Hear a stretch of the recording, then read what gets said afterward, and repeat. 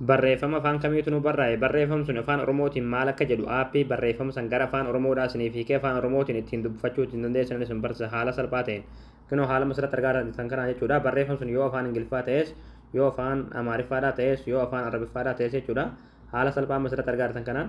aappii barreeffama san gara afaan oromootti isiniif hiikutu jira jechuudha egaa daawwattoon kiyya aappii kana kan baay'een argee itti fayyadu viidiyoo kun laayik sheer gochuun afaan turaan hordofa hayyee daawwattoon kiyya aappii kana gabbufachuudhaaf as Google Chrome keessatti galtanii achi booda bakka sarchii kana tokko tokko kilikni gootu achi booda bakka sarchii kana irratti gola oromiyaa itti barreessitanii gola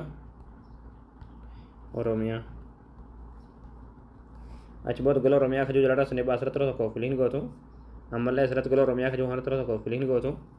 ammallee haala kan asitee sifataa solo ta'e koonsa jala tokko kilikni gootu bakka sarchii kanatti qubee gaa haa raa barreessite achi booda sarchii fuulduraa sanatti kilikni gootu sarchii gootu achi booda haala kana suuraa kana sanaddaa suuraa kana tokko kilikni gootu achi booda appichi gabbufachuudhaaf siroo lusaa gaddeemtu lusaa gaddeemsa malumaati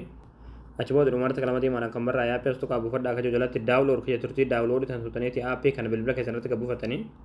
hayyee daawwattoon kiyya aappii gabbufatanii gargaltanii aappiin kana haala kana isin banama asirratti tokko kilikni gootu ingilish ka jiru kuni harka bitaadhaa ta'uu qaba jechuudha hindiyaa ka jiru kana tokko kilikni gootu bakka sarchii kanarratti oromoo itti barreessanii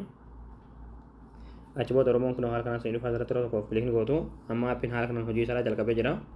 booda barreeffama afaan kamiitu nu barraa jechuudha barreeffamni kun akkanaa kana jechuudha wanneen kun otoo shaasha irratti isin baate ishii qofaa barreeffama irratti butuudhaan kun haala kanaan barreeffama sun afaan ingiliffaa yoo ta'es haala kanaan irratti butanii afaan oromoo isin hiika afaan amaariffaa yoo ta'es kun haala kanaan afaan amaariffaa oromiffaa isin hiika afaan arabiffaa yoo ta'es ammoo barreeffama afaan arabiffaatiin barreessanii haala kanaan